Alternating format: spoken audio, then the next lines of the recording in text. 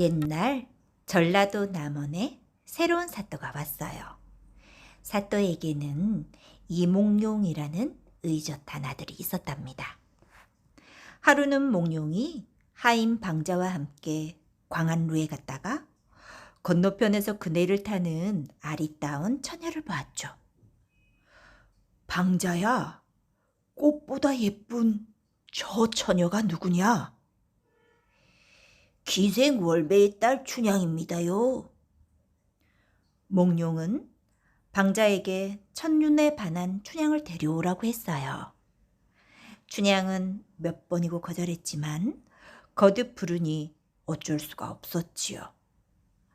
몽룡의 곁에 단정히 앉은 춘향은 선녀처럼 아름다웠어요. 너를 보니 하늘이 맺어준 내 짝인 걸 알겠구나. 도련님은 사또의 아들이고 소녀는 천한 기생의 딸이온데 어찌 우리가 짝이 된단 말입니까? 그런 말 마라. 내 평생 너를 아끼고 사랑할 것이다. 춘향도 잘생기고 똑똑한 몽룡이 마음에 들었어요. 그날 밤 몽룡은 춘향의 집에 찾아갔어요. 춘향의 어미 월매는 몽룡을 안으로 모시고 차를 내왔어요. 귀하신 도련님이 이런 누추한 곳까지 어쩐 일이십니까? 광안루에서 춘향을 잠깐 보고 나비가 꽃을 쫓듯 찾아왔다네. 자네 딸 춘향과 백년가약을 맺고자 하는데 어떤가? 도련님의 부모님이 반대하면 어찌하십니까? 춘향과 평생 함께 할 테니 우리 부모님은 걱정 말게. 몽룡의 굳은 마음을 확인한 월매는 두 사람의 혼인을 허락했지요. 춘향은 몽룡에게 옷가락지를 주었어요. 도련님을 향한 제 마음, 이 옷가락지처럼 영원하리요. 몽룡은 옷가락지를 받아 비단 주머니에 넣었어요. 그날 이후 몽룡은 날마다 춘향의 집을 찾아왔어요. 알콩달콩 사랑을 속삭이다 보니 어느덧 1년이 지났지요. 그러던 어느 날이었어요. 몽룡의 아버지가 벼슬이 올라 한양으로 가게 되었어요. 함께 떠나야 하는 몽룡은 속이 새까맣게 탔어요. 춘향아, 아버지께서 한양으로 가신단다. 너와 헤어져 지내야 하니 이 일을 어쩌면 좋으냐? 도련님이 떠나시면 저는 누굴 믿고 삽니까? 춘향도 몽룡과 헤어질 생각을 하니 저절로 눈물이 났어요. 춘향은 땅을 치며 울었지만 몽룡의 앞길을 막을 수는 없었죠. 드디어 몽룡이 한양으로 떠나는 날이었어요. 춘향은 흐르는 눈물을 꾹꾹 참고 있다가 몽룡이 말에 올라타자 끝내 울음을 터뜨렸어요. 아이고 도련님, 날 죽이고 가면 가지 살리고는 못 가오. 춘향은 슬픔에 겨워 기절을 하고 말았어요. 춘향아, 걱정 말거라. 과거에 합격해서 꼭 너를 데리러 갈 것이다. 몽룡이 춘향에게 굳게 다짐하자 춘향은 겨우 정신을 차렸어요. 도련님, 저를 잊지 마시고 편지 꼭 하옵소서. 춘향은 말을 타고 떠나는 몽룡의 뒷모습을 하염없이 바라보았어요. 한편 남원에 변학도라는 새로운 사또가 왔어요. 변사또는 백성들을 돌보는 일은 제쳐두고 자나깨나 기생들을 옆에 앉히고 술만 마셨어요. 하루는 변사또가 춘향의 소문을 들었어요. 이방, 거울에서 제일 예쁘다는 춘향은 왜 보이지 않느냐? 사또, 춘향 어미는 기생이지만 춘향은 기생이 아닙니다요. 또 이미 혼인하기로 약속한 사람이 있다옵니다요. 허허, 그게 무슨 상관이냐? 당장 춘향을 데려오너라. 이방은 할 수 없이 춘향을 변사또에게 데려갔어요. 변사또는 춘향을 보고 입이 해벌쭉 벌어졌어요. 참으로 곱구나. 오늘부터 내 시중을 들거라. 하지만 춘향은 꿋꿋이 고개를 내저었어요. 저는 혼인을 약속한 낭군님이 있어 명을 따르지 못하겠습니다. 변사또는 화가 잔뜩 나서 책상을 탕탕 내리쳤죠. 여봐라! 춘향을 매우 쳐라! 사또의 말이 떨어지기가 무섭게 포졸들이 우르르 몰려와 춘향을 묶고 매질을 시작했어요. 매 맞아 죽더라도 어찌 제 낭군님을 쳐버리겠습니까? 변사또는 춘향이 뜻을 꺾지 않자 큰 칼을 씌워 옥에 가두었어요. 춘향은 옥에 갇혀 몽룡을 그리워하며 울었죠. 달아, 너는 우리 도련님이 계신 곳을 알고 있니?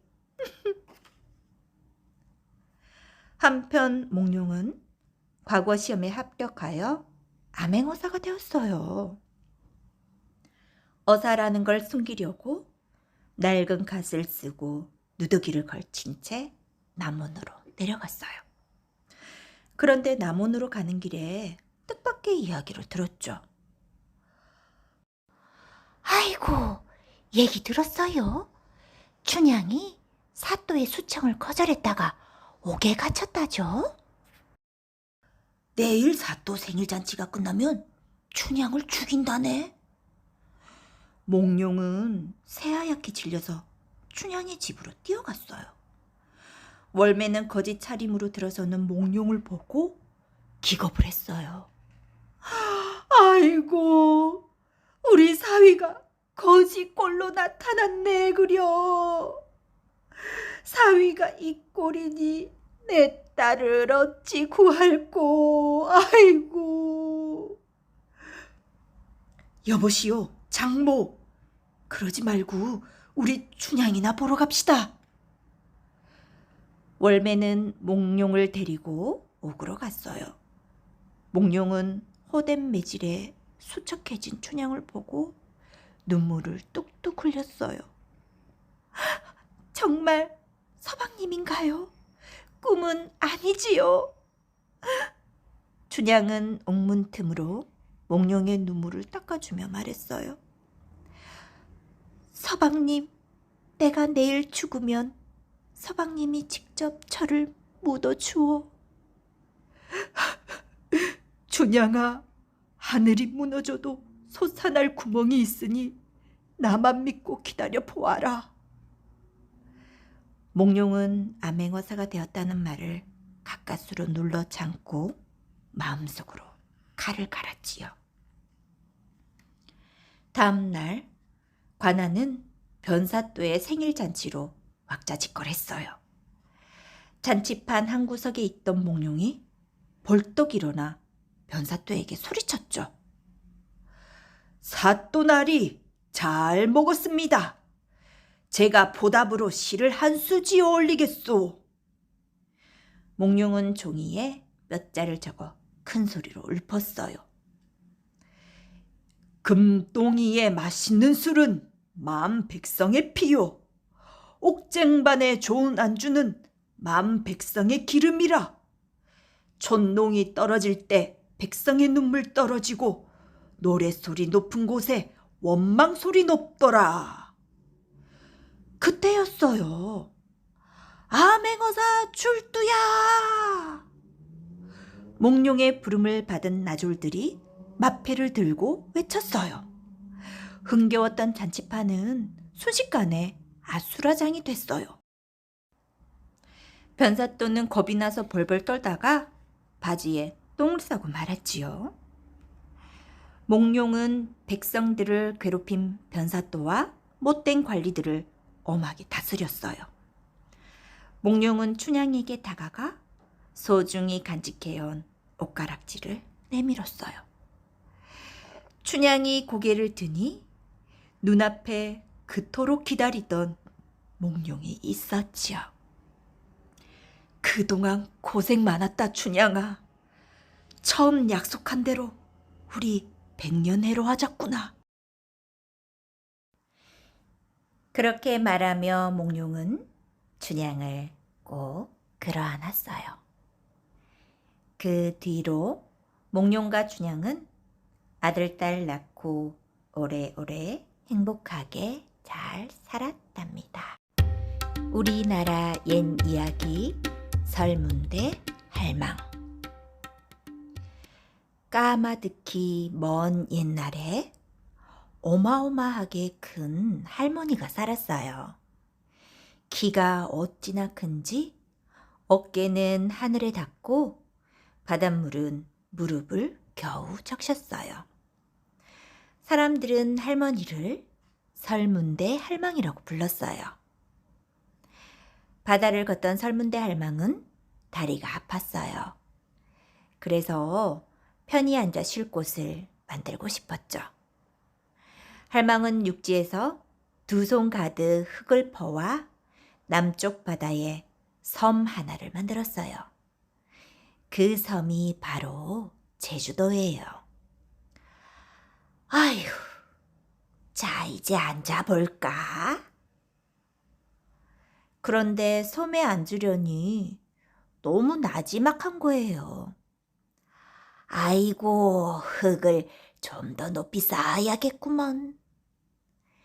설문대 할망은 흙을 7번 더 퍼와서 토닥토닥 쌓아 올렸어요. 그리하여 섬 가운데 봉긋 솟은 한라산이 생겨난 거예요. 밤이 지나고 새벽이 왔어요. 바다 위로 빨갛게 해가 솟았어요. 햇빛을 받은 한라산은 눈이 부시게 빛났죠. 됐구나, 됐어. 이제야 좀 볼만하네. 설문대 할망이 한라산을 바라보며 말했어요. 설문대 할망은 한라산 꼭대기에 털썩 앉았죠. 아이고, 엉덩이야. 뾰족해서 앉을 수가 없구나. 설문대 할망은 산 꼭대기를 손으로 벅벅 쳤어요. 그러자 산 위가 오목하게 파여 앉기에 딱 좋았지요.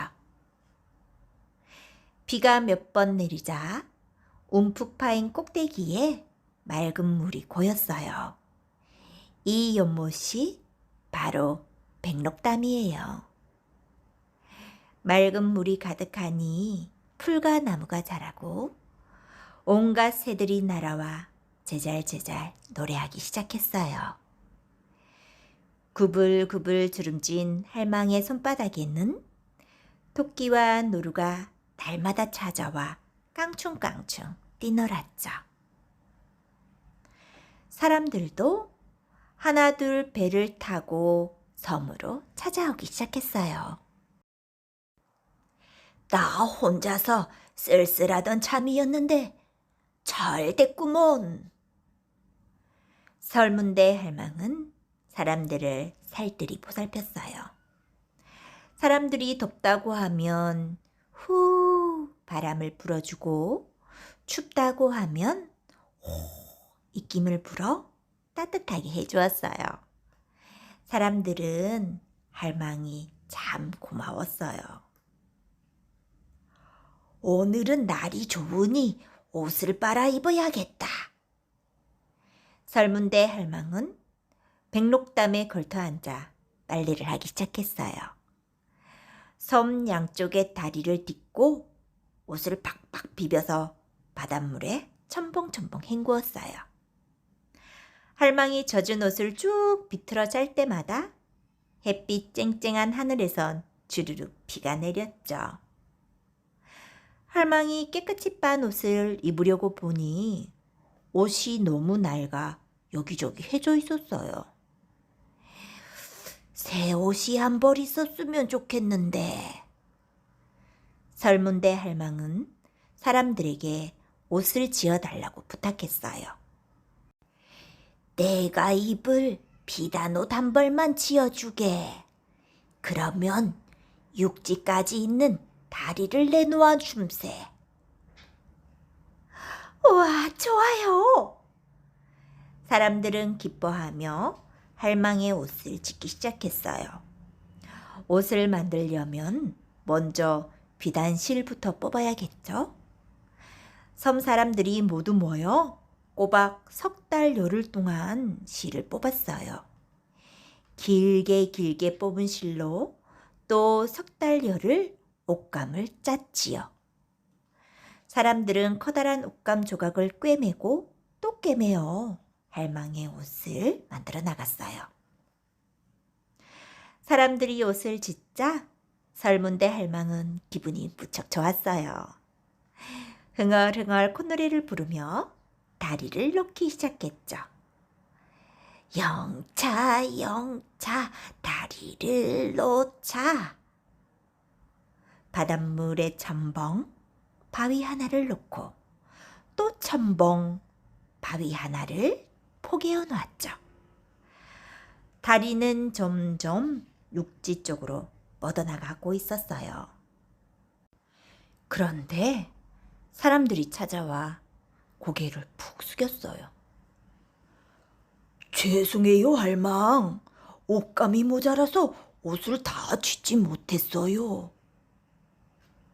설문대 할망의 옷을 지으려면 섬을 다 덮을 만큼 옷감이 많이 필요했어요. 치마를 다 만들고 조고리를 짓는데 한쪽 소매를 만들 옷감이 부족하지 뭐예요. 실망한 할망이 한숨을 푹 쉬면서 말했어요. 아휴, 지금껏 너희를 보살펴 주었는데 옷 한 벌도 못 지어주다니. 할망은 사람들이 약속을 못 지켜서 몹시 서운했나 봐요. 들고 있던 바위를 툭 떨어뜨리고는 바다 저편으로 휘휘 사라져 버렸대요. 그 뒤로 설문대 할망을 본 사람은 아무도 없었대요. 어쩌면 지금도 어느 바다에서 아름다운 섬을 만들고 있지는 않을까요? 우리나라 옛이야기 도깨비와 거지 형제. 옛날에 거지 형제가 살았어요. 형제는 서로 닮은 점이 손톱만큼도 없었어요. 아우가 발바닥에 땀이 나게 음식을 얻어오면 형은 몽땅 빼앗아 제 입에 탈탈 털어넣었어요. 그러니 아우는 쫄쫄 굶는 날이 더 많았지요. 하루는 형제가 산속을 지나가다가 웬 보따리를 주었어요. 안에는 번쩍번쩍한 금덩이가 들어있었죠. 이야, 이걸 내다 팔면 몇 달은 놀고 먹겠구나. 형은 좋아서 입이 해벌쭉 벌어졌어요. 한데 아우가 이렇게 말하는 게 아니겠어요? 안 돼요, 형님. 주인을 찾아줘야 합니다. 형은 부글부글 심술이 났어요. 에라, 이 녀석아, 갑자기 웬 고집이야? 그러면서 흙을 한 움큼 집어 아우 눈에다 획 뿌렸어요. 아우는 어찌나 눈이 쓰린지 팔짝팔짝 뛰었죠. 아이고 형님, 아구고 나 죽네. 아우는 결국 눈이 멀고 말았어요. 형은 눈먼 아우를 버려두고 금덩이를 챙겨 달아났어요. 아우는 비틀비틀 더듬더듬 돌부리에 픽픽 넘어지면서 가까스로 걸어갔어요. 한참을 가다 보니 마을이 하나 나왔어요. 제발 물 한 모금만 주십시오. 아유, 이를 어째요. 동네 우물이 죄다 말라버렸어요. 그렇게 또 한참을 가다 보니 웬 부잣집이 나왔어요. 배가 너무 고픕니다. 저를 불쌍히 여기시어 제발 밥 한 술만 주세요. 쉿! 그냥 가게나. 지금 이 집 딸 목숨이 깔딱깔딱해서 다들 제정신이 아니라네. 아우가 휘청휘청 걷다 보니 깊은 산속 외딴 집에 다다랐어요. 여기서 잠깐 쉬었다 가야겠다. 그때 집 안에서 웬 말소리가 들려왔어요. 우리 도깨비보다 더 독한 놈일세. 그러게 말이에요. 자기 아우를 장님으로 만들다니요. 어라? 들어보니 바로 자기 형제 얘기잖아요. 도깨비들이 잇따라 말했어요. 아이고, 그 아우도 참 답답하네. 뒤뜰 버들잎으로 눈을 살살 문지르면 다시 앞이 보일 텐데. 사람들은 다 답답하지. 아랫마을은 뽕나무 아래를 파면 물이 나오는 걸 아직도 모르더라고. 부잣집 영감은 또 어떻구요? 기와장 밑에 사는 왕지네를 잡아 죽이면 딸이 금방 일어날 텐데 그걸 몰라요. 도깨비들 말이 정말일까? 아우는 더듬더듬 뒤뜰로 갔어요. 허우적허우적하니 손끝에 버들가지가 잡히네요. 아우는 버들잎 하나를 뚝 따서 눈에 대고 살살 문질러 봤어요. 아, 보인다. 보여. 신기하게도 아우의 눈이 번쩍 떠졌어요. 아우는 아랫마을로 펄쩍펄쩍 뛰어갔어요. 저 뽕나무 아래를 파면 물이 나옵니다. 마을 사람들은 긴가민가 하면서도 아우가 시키는 대로 해봤지요. 그랬더니 참말로 물이 콸콸 쏟아져 나오는 거예요. 와, 물이다, 물이야! 이번에 아우는 부잣집으로 달려갔어요. 대감어른, 제가 따님의 병을 고쳐드리겠습니다. 아우가 지붕 위로 올라가 기왓장을 드러내니 시커먼 왕지네가 꿈틀꿈틀거리고 있었어요. 아우는 왕지네를 잡아 펄펄 끓는 기름에 집어넣어 버렸죠. 그러자 곧 죽을 것 같던 그 집 딸이 발딱 일어나게 됐어요. 부잣집 영감은 기뻐하면서 아우의 손을 꼭 잡았어요. 아이고 젊은이, 이 은혜를 어찌 갚을꼬. 영감은 아우를 사위로 맡기로 했지요. 아우는 부잣집의 어여쁜 딸과 온 마을이 떠들썩하게 혼례를 올렸답니다.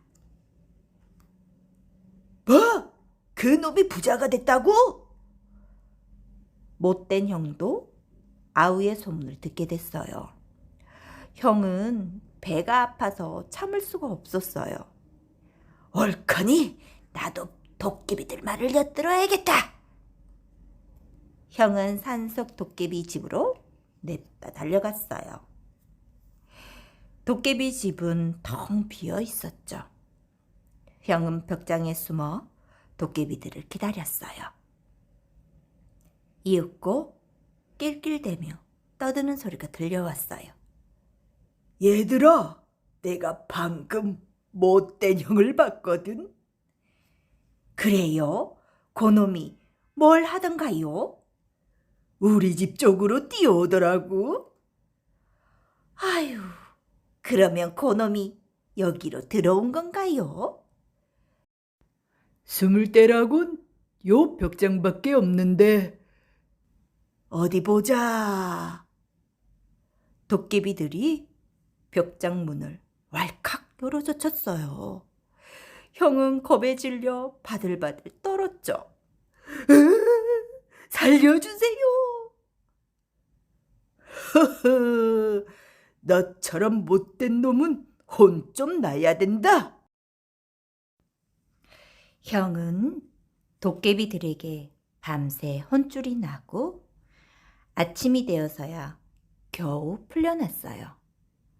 동생은 예쁜 부인과 함께 오래오래 행복하게 잘 살았답니다. 우리나라 옛 이야기 옹고집전.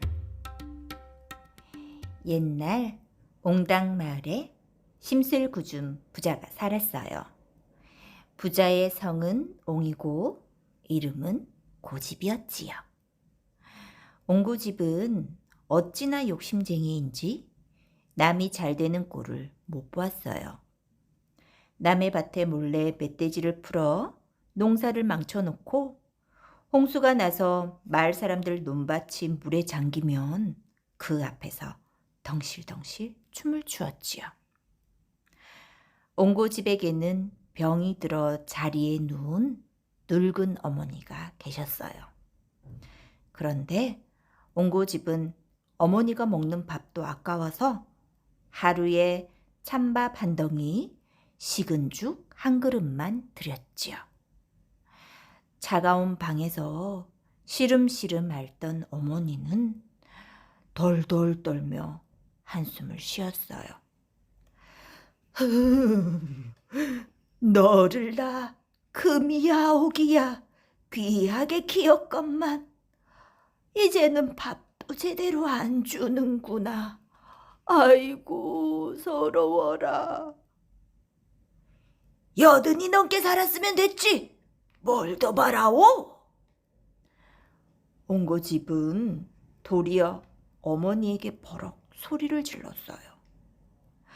옹고집은 또 스님이 시주를 받으러 집에 오면 때려서 내쫓기가 일쑤였어요. 옹고집의 소문은 퍼지고 퍼져 이름 높은 스님인 학대사의 귀에까지 들어갔어요.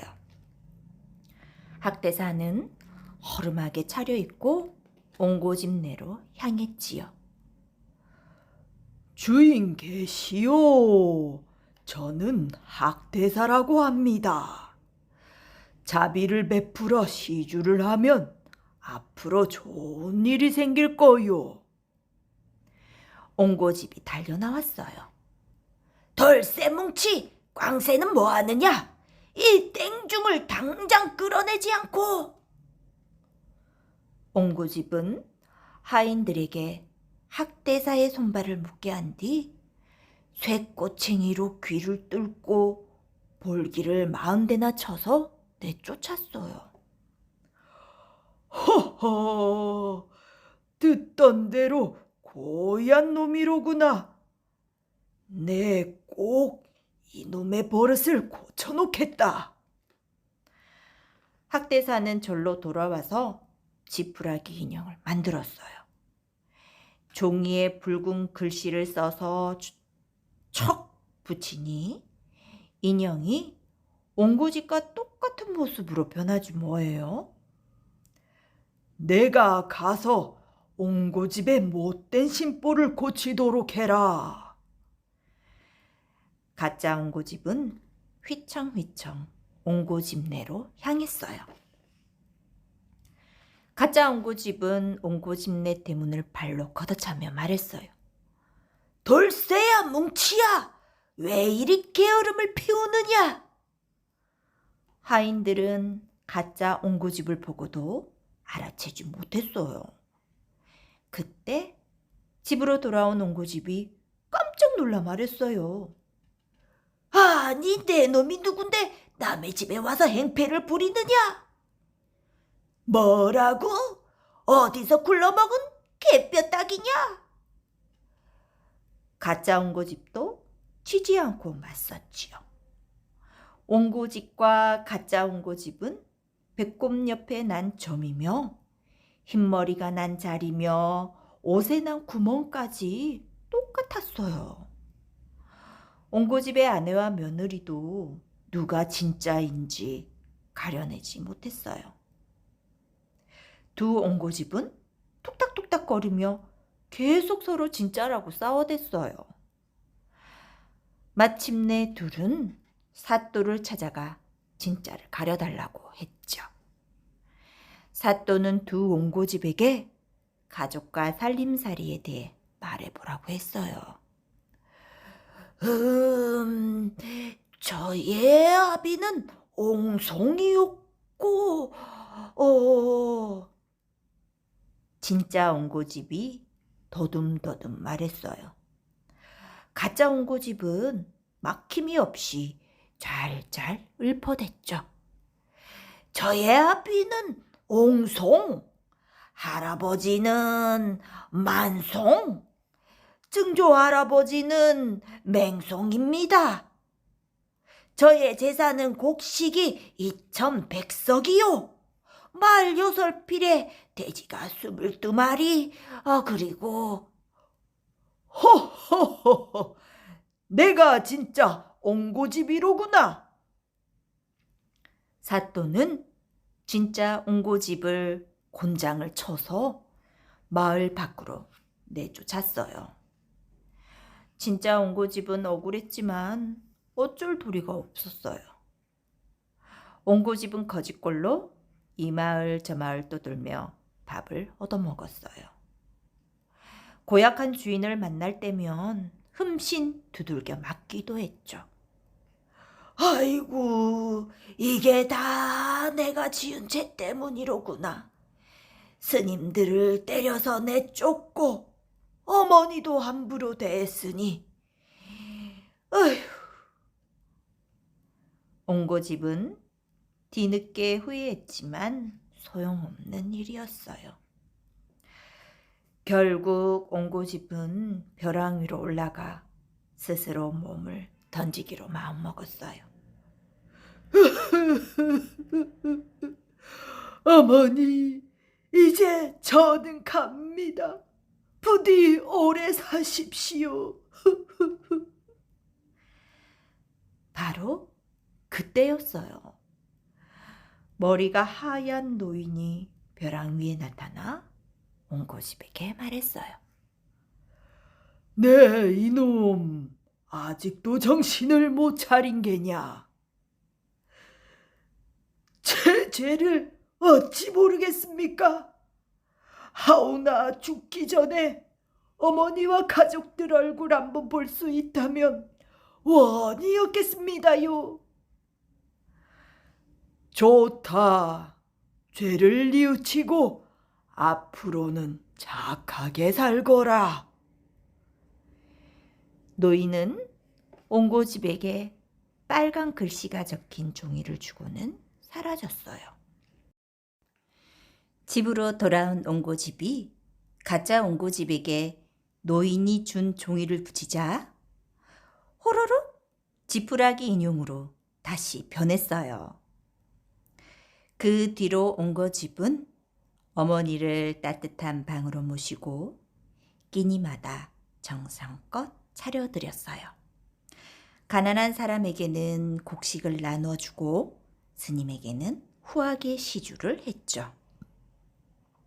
옹당마을 사람들은 달라진 옹고집을 침이 마르도록 칭찬했답니다.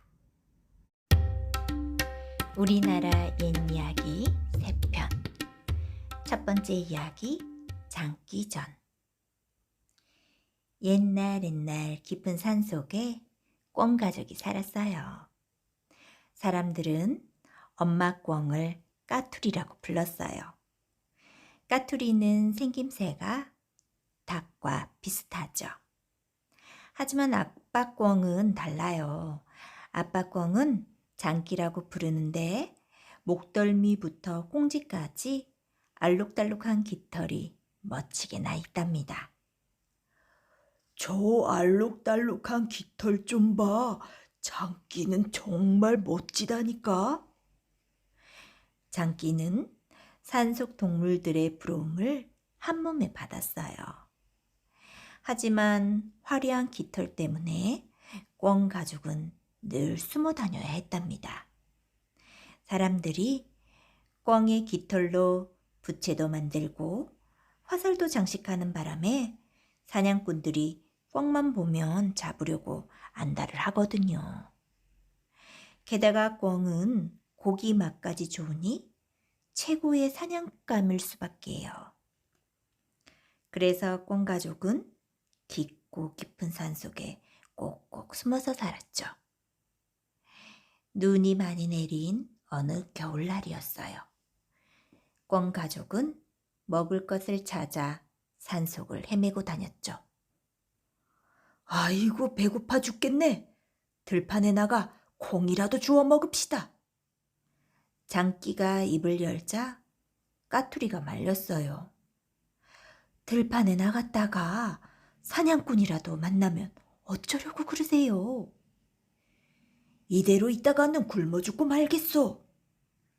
꿩 가족은 장기를 따라 줄줄이 길을 나섰어요. 들판에서 콩을 주워 먹을 생각에 마음도 잔뜩 들떴죠.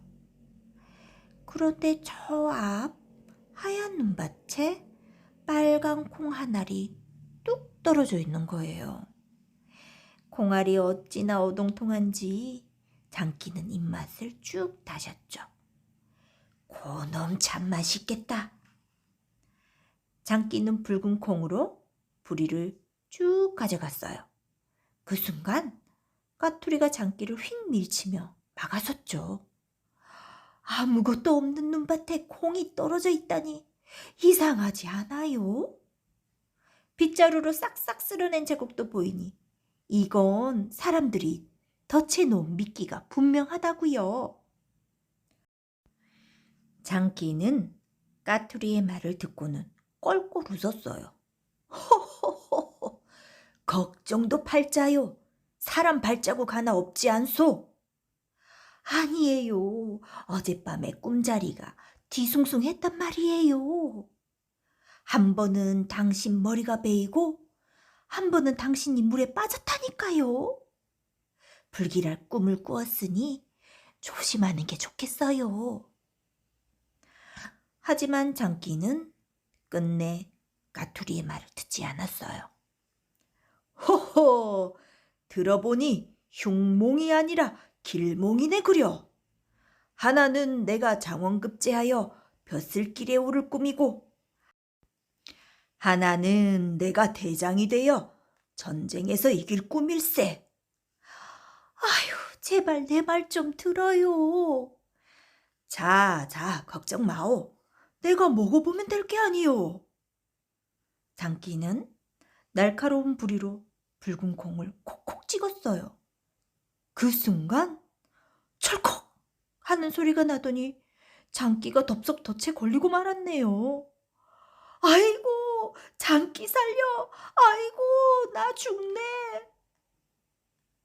꿩 가족은 발을 동동 굴렀지만 덫에 걸린 장기를 구할 수는 없었답니다. 두 번째 이야기, 양반전. 먼 옛날 어느 고을에 한 양반이 살고 있었어요. 성품이 훌륭하고 학문이 높아서 사람들의 존경을 받았지요. 고을 사또도 양반을 찾아와 인사를 드릴 정도였답니다. 하지만 양반은 찢어지게 가난해서 쌀 한 톨 구하기가 힘들었어요. 그렇다고 양반 체면에 농사일을 할 수는 없으니 해마다 관아에서 쌀을 빌려 먹었는데 그 빚이 무려 1000섬을 넘었지요. 사또도 어쩔 수 없이 양반을 잡아 가둬야 할 지경에 이르렀답니다. 아이고, 평생 글은 읽어서 뭐하오? 돈 한 푼 없는 게 양반 신세지. 양반의 부인은 땅을 치며 통곡했어요. 양반도 관아로 끌려갈 생각을 하니 눈물이 줄줄 흘렀지요. 이곳에 사는 부자가 한 명이 있었는데 양반이 끌려가게 되었다는 소문을 들었어요. 어휴, 내게 재산이 많은들 무슨 소용이 있나? 제 아무리 부자라도 양반 앞에서는 코를 땅에 대고 굽신거리는 신세일세. 옳거니 이참에 그 양반을 찾아가서 양반 자리를 팔아라 해야겠구먼. 부자는 쌀 1,000섬을 싣고는 양반네 집을 찾아갔어요.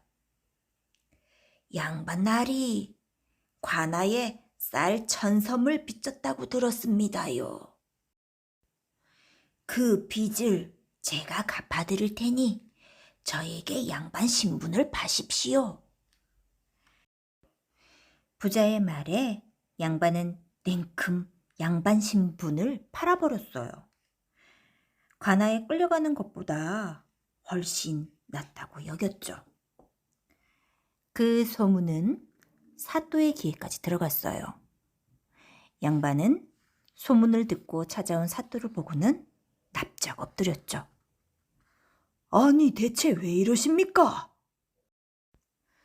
날이 제가 양반 신분을 팔아 관아에 진 빚을 갚았습니다. 이제 저는 미천한 놈이었고 저 앞에 사는 부자가 양반이 되었습니다요. 양반을 사고 파는 일을 말로만 해서는 안 되지요. 내가 양반 증서를 만들어 드리겠소. 사또는 부자를 관아로 불러들였어요. 부자께서 양반을 사셨다고 들었습니다. 제가 양반의 도리를 적은 증서를 만들어 드리지요.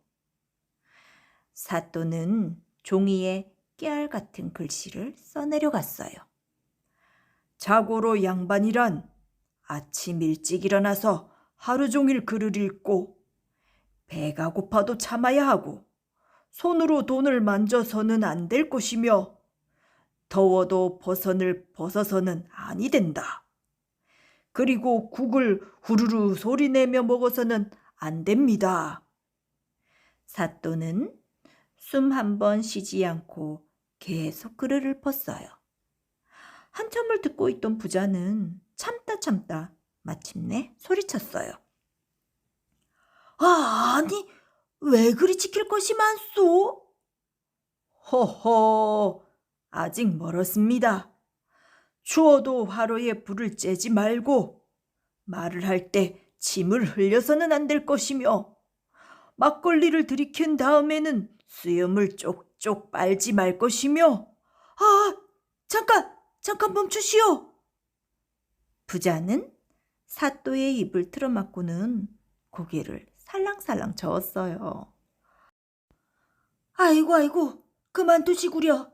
이런 게 양반이라면 저는 안 하렵니다. 부자는 그 길로 횡하니 관아에서 달아나 버렸어요. 그리고는 평생 양반이라는 말을 입에 올리지도 않았답니다. 세 번째 이야기, 아씨와 바느질 7친구. 옛날 어느 거울에 바느질을 썩 잘하는 아씨가 살았어요. 아씨에게는 바느질을 도와주는 7친구가 있었죠. 자, 가위, 바늘, 실, 골무, 인두, 다림이었어요. 하루는 아씨가 살포시 낮잠을 자고 있는데 자 부인이 나서며 말했어요. 아씨가 바늘을 잘하는 건 다 내 덕분이지. 내가 이 큰 귀로 길이를 척척 재지 않으면 어떻게 옷을 만들겠니? 그러자 가위각시가 불쑥 나섰죠. 아무리 자 부인이 길이를 잘 재도 내가 자르지 않으면 소용이 없죠. 바늘색시도 지지 않고 말했어요.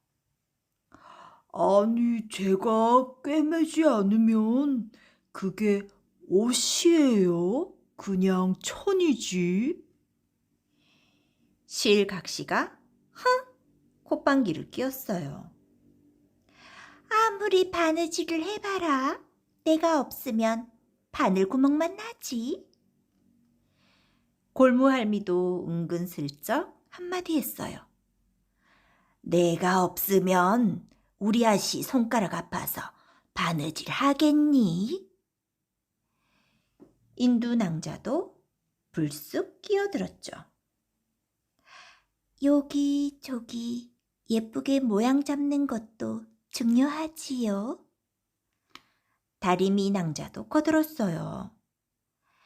저도 빳빳하게 옷 다려 곱게 만들지요. 7 친구가 다투는 소리에 아씨가 잠에서 깨고 말았어요. 아이 참, 시끄러워서 잘 수가 없네. 너희가 아무리 중요해도 내가 바느질을 안 하면 어쩔 거니? 그러니 내가 제일 중요하단다. 알겠니? 아씨는 휙 돌아눕더니 다시 꿀꿀 잠이 들었어요. 7 친구는 아씨의 말이 퍽 섭섭했어요. 자 부인이 먼저 투덜댔죠. 아휴 참, 어찌 저럴 수 있담?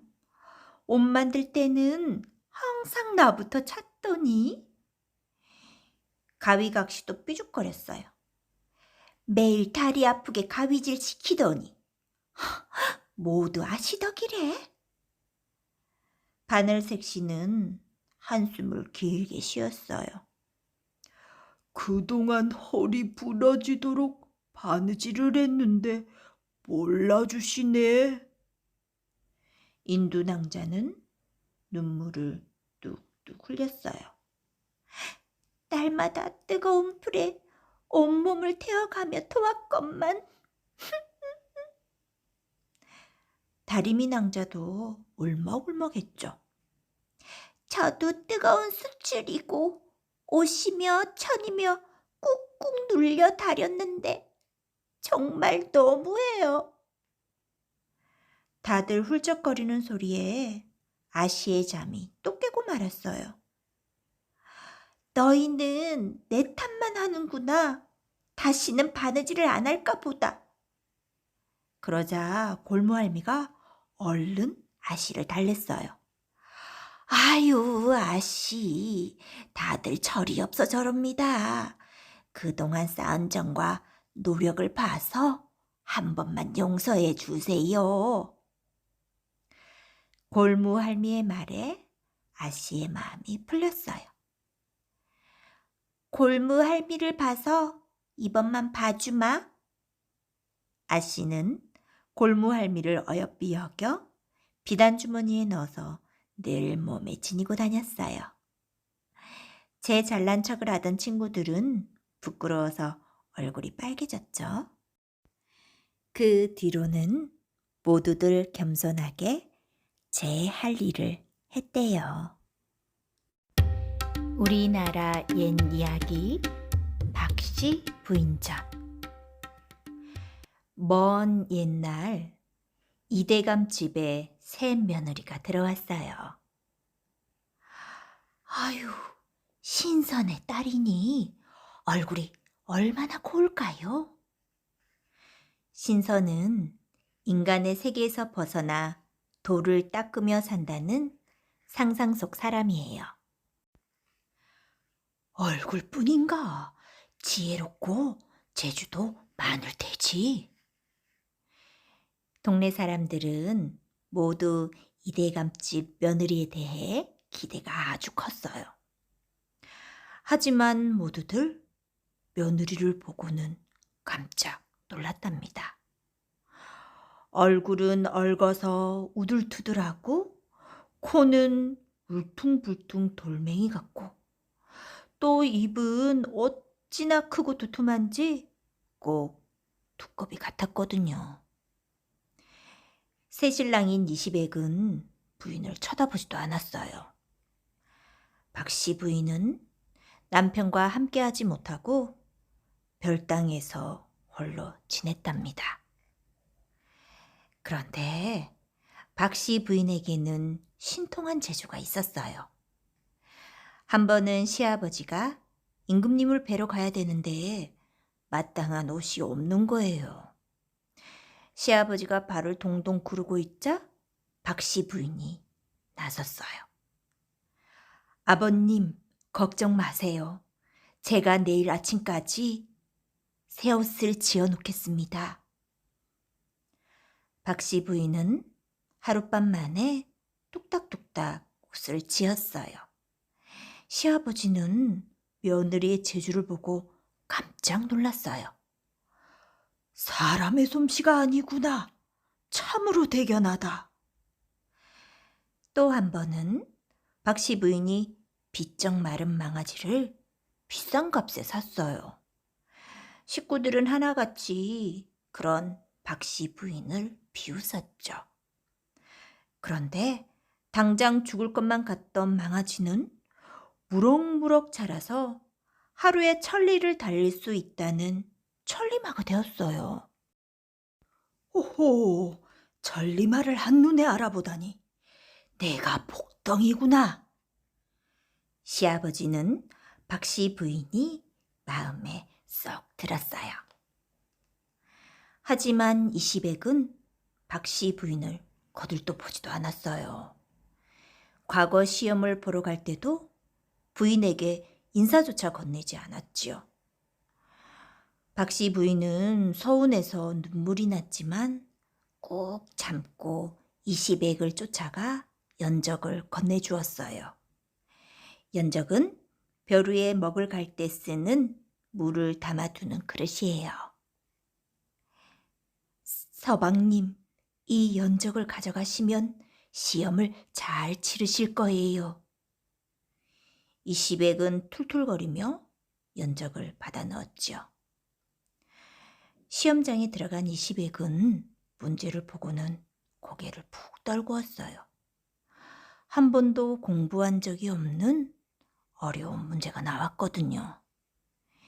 이시백은 풀이 죽은 채 연적에 담긴 물을 따라 먹을 갈았어요.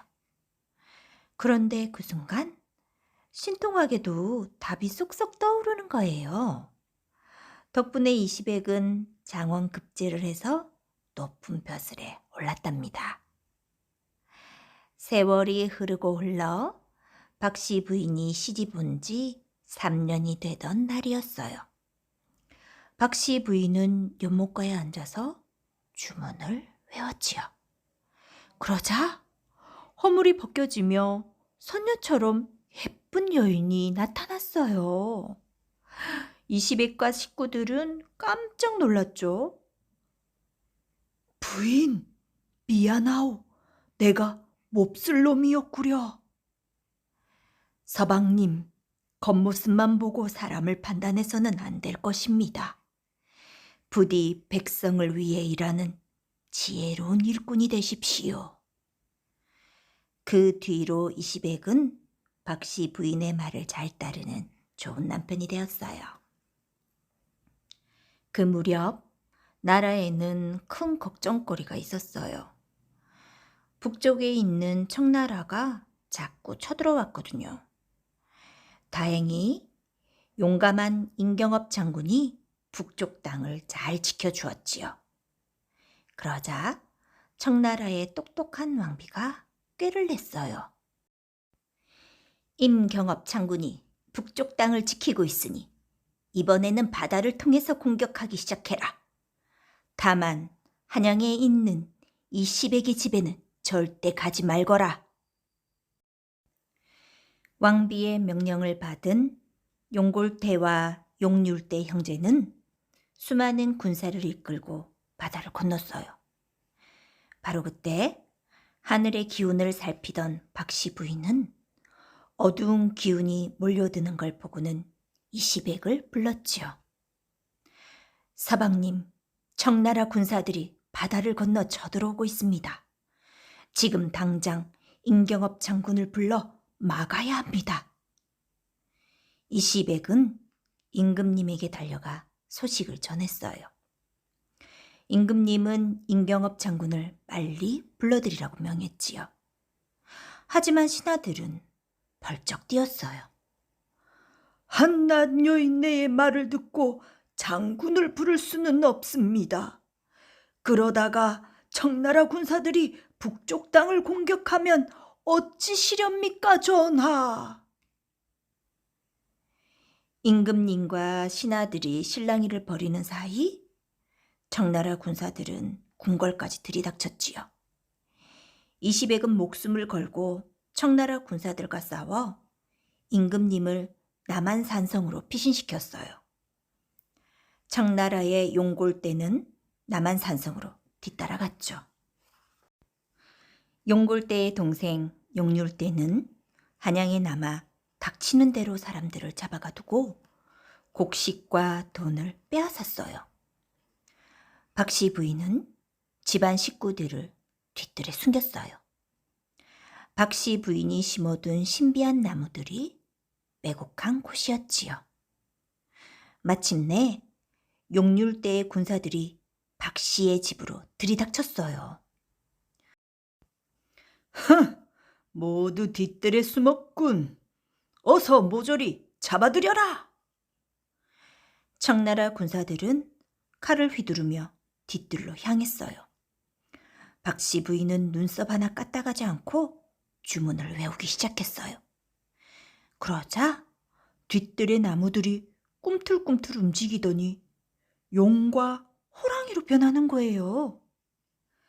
감히 여기가 어디라고 쳐들어오느냐? 얘들아, 당장 이놈들을 물리쳐라! 박씨 부인이 호령하자 용과 호랑이가 청나라 군사들에게 덤벼들었어요. 먹구름이 몰려와 하늘을 뒤덮더니 천둥 번개가 치고 커다란 바위가 솟아올라 청나라 군사들을 막아섰죠. 아이고, 여기가 바로 이시백의 집이었구나. 이를 어쩌나. 그제야 상황을 알아차린 용률대는 칼을 들고 달려들었어요. 하지만 박씨 부인이 주문을 외우자 칼은 꿈쩍도 하지 않았지요. 용률대는 가까스로 칼을 들어 스스로 목숨을 끊고 말았답니다. 한편 남한산성으로 뒤쫓아간 용골대는 임금님을 찾아내어 자신 앞에 무릎을 꿇리고는 승리의 기쁨에 들떠 있었어요. 그때 부하가 뛰어와 용률대가 죽었다는 소식을 전했어요. 아니, 내 아우가 죽다니. 도대체 누가 죽였단 말이냐? 화가 난 용골대는 당장 군사들을 끌고 이시백의 집으로 향했어요. 아우의 원수를 갖고 말 테라. 여봐라, 화살을 쏘아라. 청나라 군사들의 화살이 하늘을 새까맣게 덮으며 날아올랐어요. 하지만 박씨 부인이 주문을 외우자 화살이 비오듯이 와르르 떨어졌죠. 용골대가 공격을 계속하자 이번에는 땅이 쪽쪽 갈라지더니 깊고 깊은 낭떠러지가 생겼어요. 청나라 군사들은 순식간에 아래로 떨어졌어요. 대포에 불을 댕겨라. 뒤뜰을 모조리 태워버려라. 펑펑 대포를 쏘아대자 활활 타오르는 불덩이가 날아올랐어요. 하지만 박씨 부인이 커다란 부채로 바람을 일으키자 불덩이가 거꾸로 날아 청나라 군사들에게 쏟아졌답니다. 네, 이놈. 당장 물러가면 목숨만은 살려주겠다. 박씨 부인의 호통에 용골대는 결국 항복을 하고 말았어요. 청나라 군대를 물리친 박씨 부인은 임금님께 큰 상을 받았어요. 박씨 부인과 이시백은 이후로도 백성들을 도우며 행복하게 잘 살았답니다.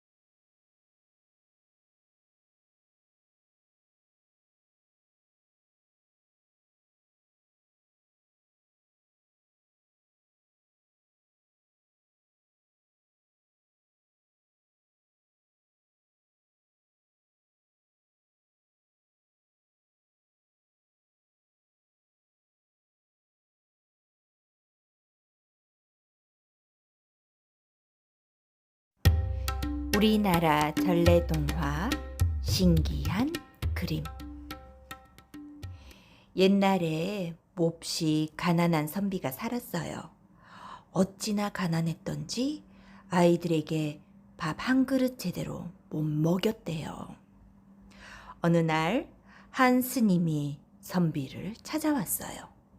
스님은 어릴 적 선비와 함께 글 공부를 하던 친구였죠. 여보게 그동안 어찌 지냈는가? 아니, 이게 얼마만인가? 어서 오시게. 선비는 반갑게 스님을 맞이했어요.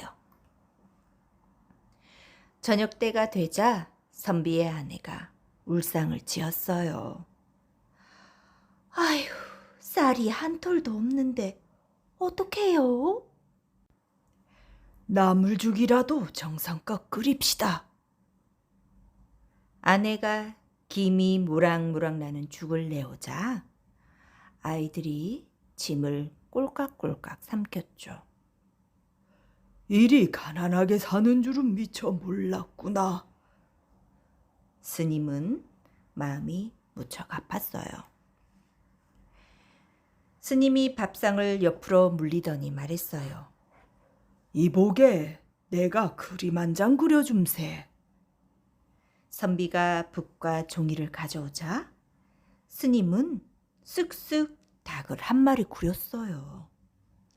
그림 속 닭은 마치 살아있는 것 같았어요. 금방이라도 꼬꼬댁하고 울 것 같았죠. 스님은 그림을 뒷방 벽에 촉 붙이더니 지팡이로 닭의 부리를 톡톡 두드렸어요. 그러자 부리에서 쌀이 주르르 쏟아지는 거예요. 어떻게 이런 일이?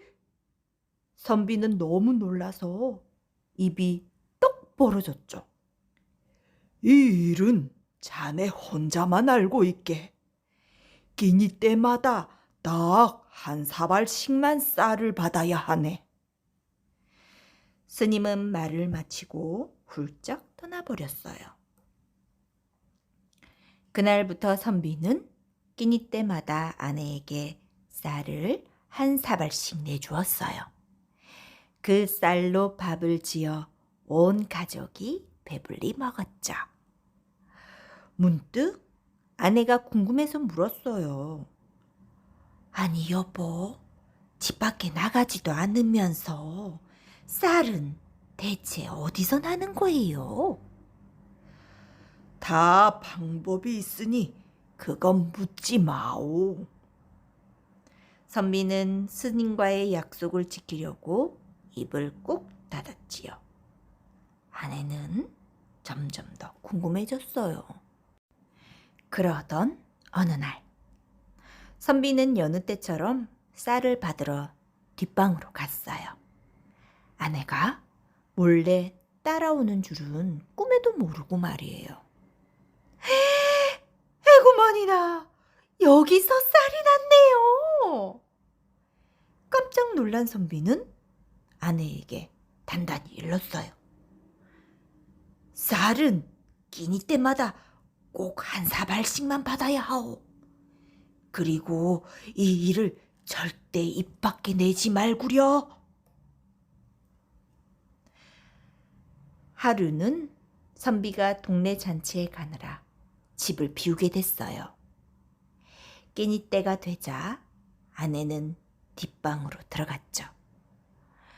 그런데 쌀을 한 사발 받고 나니 불쑥 욕심이 생겼어요. 이 쌀을 내다 팔면 큰 돈을 벌 수 있을 텐데. 아내는 계속 닭 부리를 두드렸어요. 쌀은 쉼 없이 줄줄 쏟아졌죠. 쌀은 뒷방을 채우고 마당에까지 가득 채워졌어요. 아내는 쌀을 퍼담느라 정신이 없었어요. 바로 그때 궁궐 곳간에서는 난리가 났어요. 곳간의 쌀이 스르르 스르르 사라져 버렸거든요. 곳간지기는 까닭을 몰라 펄쩍펄쩍 뛰었어요.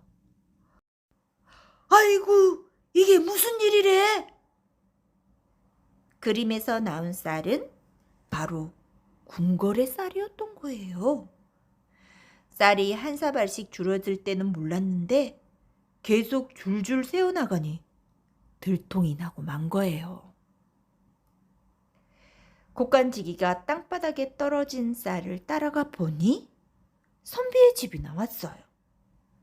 마침 선비가 잔치에서 돌아온 참이었죠. 이 저놈이 바로 쌀도둑이구나. 병사들이 선비를 잡아가자 아내는 땅을 치며 후회했어요.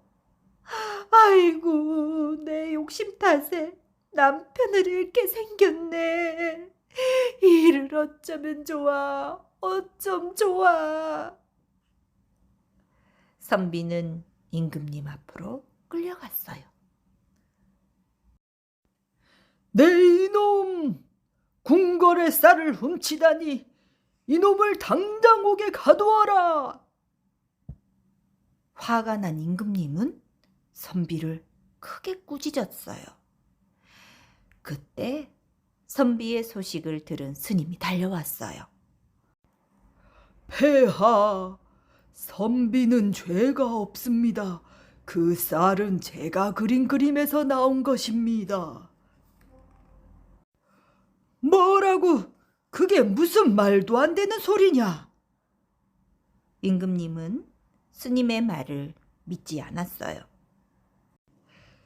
그렇다면 이 자리에서 그림을 한번 그려보거라. 만일 거짓이라면 너도 가만두지 않겠다. 스님은 종이를 펼쳐 그림을 그리기 시작했어요. 스님이 강물을 그리자 물결이 일렁이더니 물고기가 파닥파닥 뛰어올랐어요. 나룻배를 그리자 강 위를 둥둥 떠다녔죠. 임금님과 신하들은 눈이 휘둥그레졌어요. 스님이 그림 속 나룻배를 가리키며 말했어요. 폐하, 이 배를 한번 타보시지요. 그림 속의 배를 내가 무슨 수로 타겠느냐? 할 수 있으면 너나 타보아라. 스님은 선비의 손을 잡더니 그림 속 나룻배에 훌쩍 올라탔어요. 아니 이럴 수가.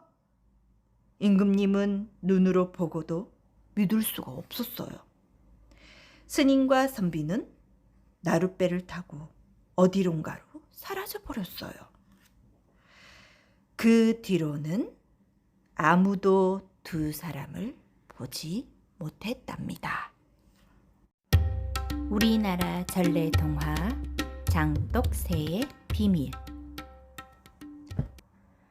커다란 산 99개를 넘어 구구봉 마을을 지나면 작고 조그만 마을 하나가 나와요.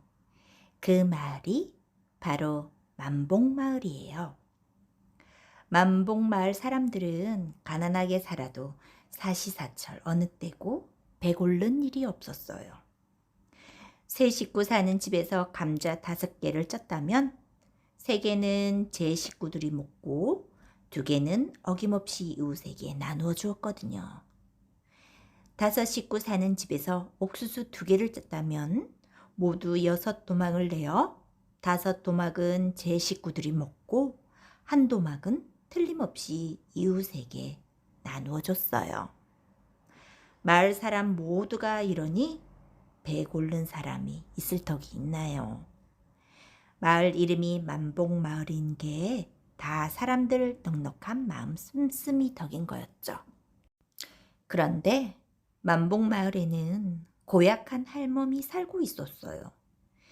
그 할멈의 집은 마을에서 좀 떨어진 산 밑에 있었죠. 이 할멈이 어찌나 야가 빠졌는지 제 일에서 생긴 돈은 절대로 쓰지 않았어요. 마을 사람들한테 뭐든 얻어만 먹고 뭐든 얻어만 입고 다녔어요. 평생을 베풀어 본 적이 없이 그저 남의 것을 축내며 살았죠.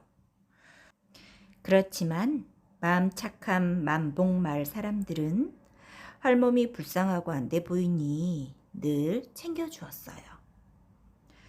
마을 사람들은 모두 그 할멈을 장독할멈이라고 불렀어요. 할멈은 제 몸뚱이만 한 커다란 장독을 늘 등에 지고 다녔거든요.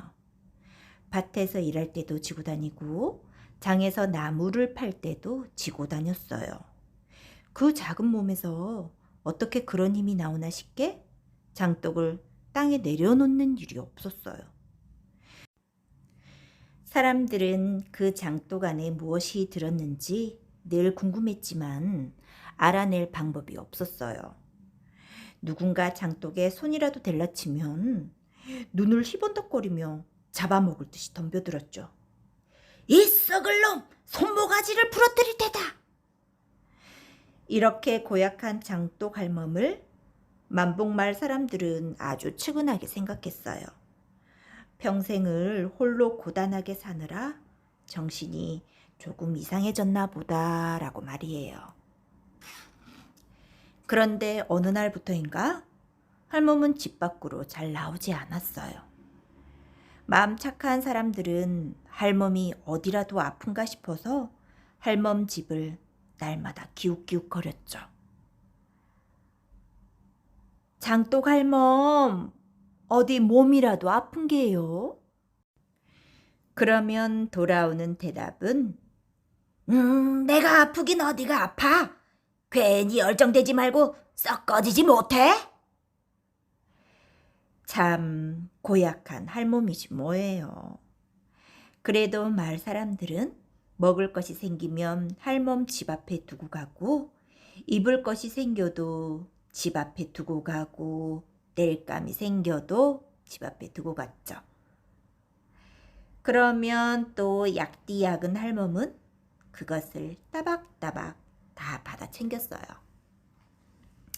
그러던 어느 날 개똥이 어미가 개똥이에게 심부름을 시켰죠.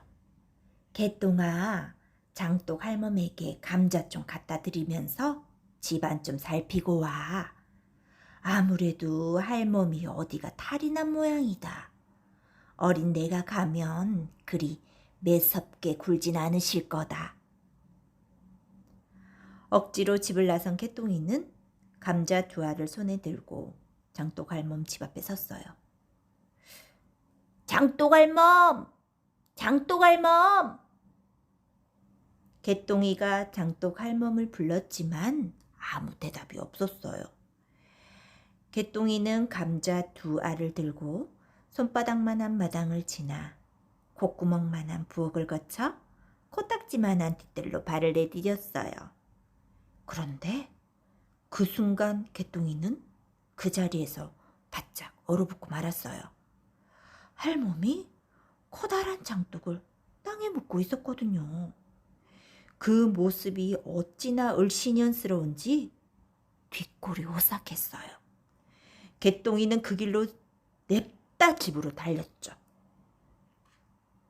집에 돌아온 개똥이는 할멈이 묻은 장독 생각에 잠을 못 이루었어요.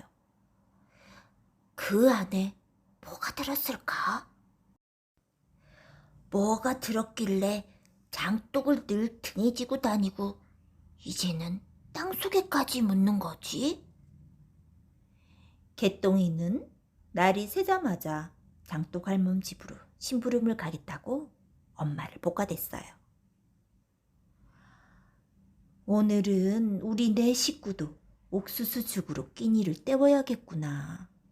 우리가 먹을 죽 그릇에서 3숟가락만 덜어서 그릇에 담아 가거라.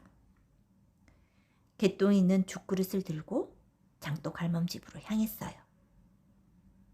이른 아침 장독 할멈 집은 참 조용했어요. 아무도 살지 않는 집처럼 말이에요. 아마도 장독 할멈은 방에서 자고 있나 봐요. 장독 할멈! 장독 할멈! 개똥이는 혹시 몰라 조심스레 장독 할멈 불렀어요. 그런데 아무런 기척이 없지 뭐예요. 개똥이는 얼른 장독을 묻어둔 곳을 찾아 뚜껑을 살며시 열어봤어요. 그런데 그 안에 뭐가 들어있는지 알아요? 바로 돈이었어요. 굵은 뱀처럼 따리를 튼 엽전 꾸러미가 한가득 담겨 있었죠. 개똥이는 너무 놀라서 그만 장독 뚜껑을 바닥에 떨어뜨리고 말았어요. 그 소리에 장독 할멈이 방문을 열고 후다닥 뛰쳐나왔죠. 개똥이는 얼른 마루 밑으로 숨었어요. 어느 놈이냐? 어디 감히 내 장독에 손을 댔느냐? 잡히기만 해봐라 가만 안 둘 테다. 장독 할멈은 너무 화가 나서 온몸을 바들바들 떨었어요. 장독 할멈은 뒤뜰 바닥에 앉아서 장독에서 엽전 꾸러미를 몽땅 꺼냈어요. 그러더니 엽전을 한양한양 세기 시작했어요. 그게 얼마나 많은지 해가 중천에 뜨도록 돈 세는 일이 끝나지 않는 거예요. 어쩔 수 없이 개똥이는 할멈이 돈을 다 셀 때까지 마루 밑에서 꼼짝달싹 못하는 신세가 돼버렸죠. 결국 해가 져서야 돈을 다 샜는데 이게 웬일이에요? 할멈이 방으로 들어가질 않네요. 밥도 장독 곁에서 먹고 잠도 장독 곁에서 자는 게 아니겠어요. 하지만 날이 어두워지니 장독 할멈이 장독 옆에 픽 쓰러져 금방 골아떨어지고 말았어요. 그 틈을 타 개똥이는 마루 밖으로 살금살금 기어나와 얼른 도망쳤죠. 개똥이 이놈 심부름 보내놨더니 어디를 쏘다니다가 이제야 기어들어와. 개똥이 어미는 야단을 치려고 쌀이비를 들었어요. 엄마! 장독 할멈은 우리 마을에서 제일 가는 부자예요. 장독 속에 돈이 가득 들어있었어요. 인석이 이제 헛소리까지 다 하는구나. 마을에서 제일 가는 부자가 왜 그 모양으로 살겠니? 아이 참, 사실이라도요. 그러니 앞으로는 장독 할멈 도울 필요가 없겠어요. 장독 할멈은 우리 마을에서 가장 가엾은 사람이다. 그러니 어서 잠이나 자러 가거라. 개똥이는 억울한 마음에 발을 동동 구르다가 겨우 잠이 들었어요. 그날부터 장독 할멈은 더욱더 집안에 꼭꼭 틀어박혀 살게 되었어요. 그런데 그의 농사가 큰 흉년이 들었어요. 하지만 워낙 밝고 어진 사람들이라 이웃 마을에 품을 팔고 산나물과 나무 뿌리를 캐서라도 끼니를 이어갔죠. 마을 사람들은 장독 할멈을 끝까지 잊지 않고 챙겼어요. 그 모습을 본 개똥이는 화가 났어요. 그래서 개똥이는 작정을 하고 장독 할멈을 찾아가 따져보기로 했어요. 장독 할멈! 할멈 장독 속에 돈이 그득하다는 거 다 알고 있어요. 이제껏 마을 사람들의 도움으로 끼니를 이었으니 이제는 할멈이 마을 사람들을 도와주세요. 장독 할멈이 뛰쳐나와 개똥이의 멱살을 잡고 흔들며 말했죠. 옳지, 내 놈이 내 항아리를 엿본 게로구나. 내가 내 놈들더러 언제 끼니 챙겨달라고 하든 나도 아까워서 못 쓰는 돈을 내 놈들한테 쓰라고? 장독 할멈은 결국 제 분에 못 이겨 자리에 풀썩 주저앉아 또다시 악을 썼어요. 다시는 내 집에 얼씬도 하지 마라. 다른 사람들한테도 그리 전해. 개똥이는 처음으로 장독 할멈이 불쌍하다는 생각을 했어요. 얼마 뒤 엎친 데 덕친 격으로 만복마을에 비가 억수같이 쏟아지기 시작했어요. 비는 몇 날 며칠 동안 내렸고 마을 사람들은 집이 물에 잠길까 발만 동동 굴렸어요. 불행 중 다행으로 집이 물에 잠기는 일은 생기지 않았어요. 그런데 문제는 엉뚱한 곳에서 일어났어요.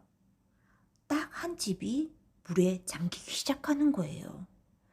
바로 산 밑에 있는 장독 할멈 집이었어요. 할멈 집은 만복마을에서 가장 높은 곳에 있는데도 물에 잠기다니 참 이상한 일이죠. 마음 착한 만복마을 사람들은 너도 나도 달려가 장독 할멈을 밖으로 나가게 하려고 갖은 애를 썼어요. 장독 할멈! 어서 밖으로 나와요. 여기 더 있다가는 물에 잠겨 죽거나 흙에 묻혀 죽을 거예요.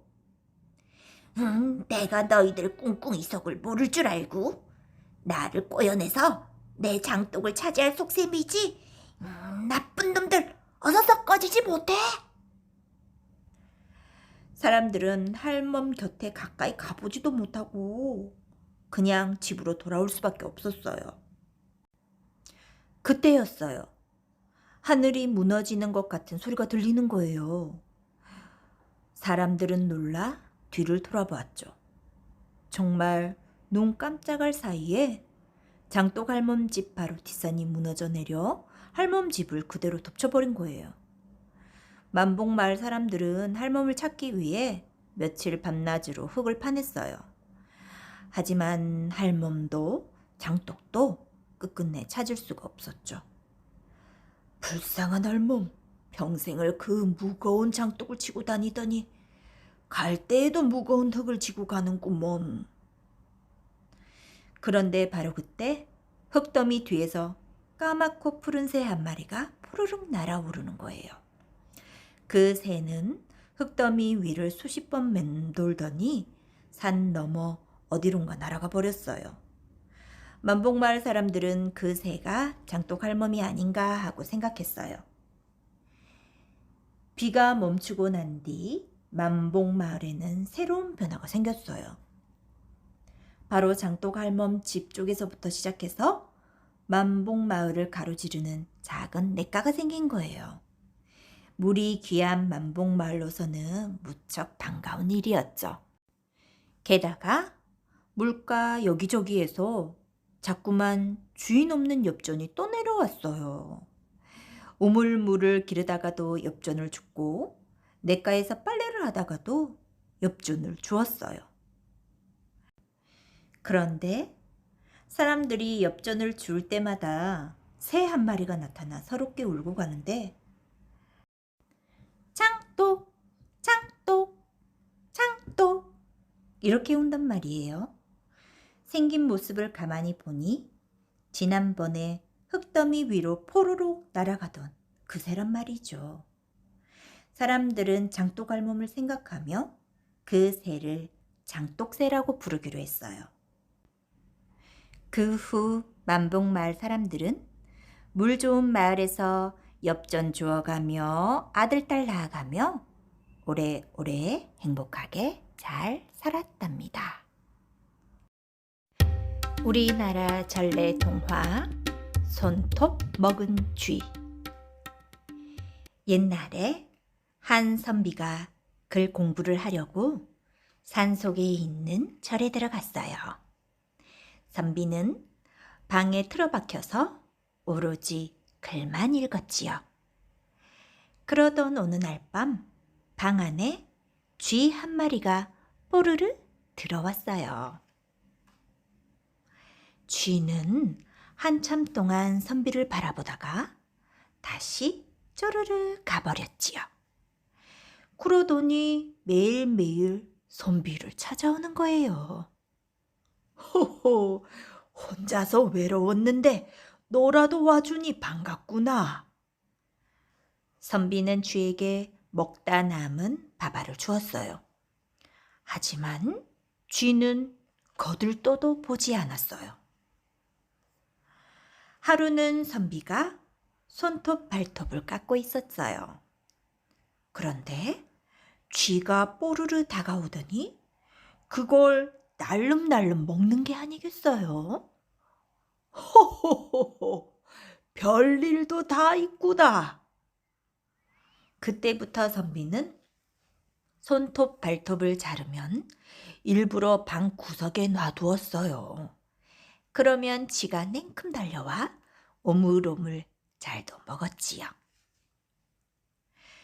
그러기를 1년쯤 지났을까요? 어느 날부터 쥐가 나타나지 않는 거예요. 선비는 궁금하기도 하고 괜스레 섭섭한 마음도 들었어요. 그놈이 어디 갔을꼬? 절간 구석구석을 샅샅이 뒤져봤지만 쥐는 어디에도 보이지 않았어요. 또다시 1년이 지난 뒤 선비는 마침내 글 공부를 마치고 집으로 돌아가게 됐어요. 식구들이 잘 있을까? 빨리 보고 싶구나. 선비가 활짝 웃으며 대문을 열었는데 이게 어찌 된 일일까요? 자기랑 똑같이 생긴 사내가 대청마루에서 부채질을 하고 있지 뭐예요. 선비는 깜짝 놀라 소리를 질렀죠. 내 놈은 누구냐?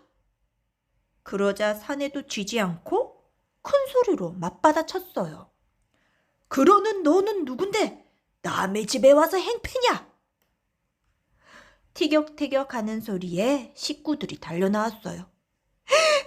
에고머니나 이럴 수가? 똑같이 생긴 사내 둘이 싸우고 있으니 식구들은 입이 쩍 벌어졌죠. 쭉 찢어진 눈에 넓적한 턱, 수염 한 올까지 똑 닮았으니 누가 진짜인지 알 수가 있나요? 아내는 진짜를 가리려고 문제를 냈어요. 우리 집 숟가락이 모두 몇 개유? 진짜가 자신 있게 말했죠. 식구가 5이니 5개지. 그러자 가짜가 이러는 거예요. 어젯밤에 내 숟가락이 부러졌으니 4개가 맞지. 아내가 또 문제를 냈어요. 우리 집 항아리와 낯은 모두 몇 개예요? 진짜는 말문이 막혔어요. 살림살이라고는 아는 게 없었거든요. 가짜는 척척 대답만 잘했죠. 허허, 항아리는 10개, 낯은 5개가 아닌가? 이제 마지막 문제예요. 내 발바닥에 큰 점이 있는데 그것이 왼쪽에 있습니까? 오른쪽에 있습니까? 진짜는 우물쭈물, 가짜는 냉큼 대답을 했죠. 왼쪽에 있지. 호호, 그거 참 쉽네 그려. 아내는 활짝 웃으며 가짜를 보고 말했어요. 아유, 당신이 진짜 제 남편이세요. 진짜 선비는 눈물을 흘리며 돌아설 수밖에 없었어요. 선비는 이리저리 떠돌다 아버지 무덤을 찾아갔어요. 무덤에 절을 하는데 눈물이 왈칵 쏟아졌어요.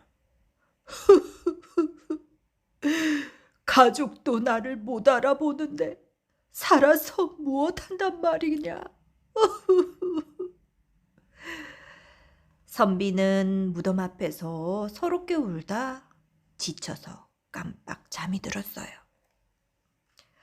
그런데 꿈속에 머리가 허연 노인이 나타났어요. 내 집에 있는 가짜는 절에서 만난 쥐인이라. 예? 그게 무슨 말씀이십니까요? 선비가 놀라 물었어요. 쥐가 내 손톱 발톱을 받아먹고 너로 둔갑한 것이란 말이다. 그럼 전 어찌하면 좋습니까?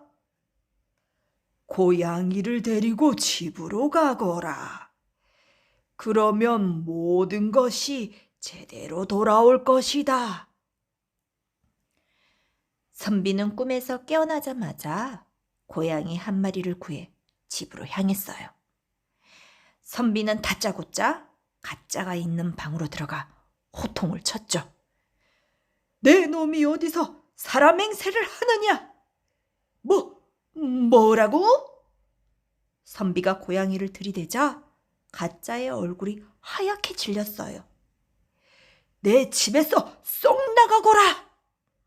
선비는 가짜를 향해 고양이를 휙 던졌어요.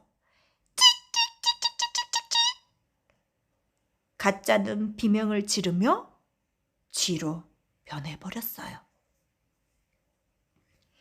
이 모습을 본 식구들이 선비에게 달려왔어요. 미안해요, 여보. 당신을 못 알아보다니요. 우리 집에 쥐를 끓여들인 건 바로 나라오. 그러니 미안해할 것 없어. 식구들은 놀란 가슴을 쓸어내리며 서로 꼭 부둥켜 안았답니다. 옛날 사람들은 손톱 발톱에 사람의 기운이 들어있다고 여겼어요. 그래서 짐승이 주워 먹으면 그 사람의 모습으로 변한다고 생각했어요.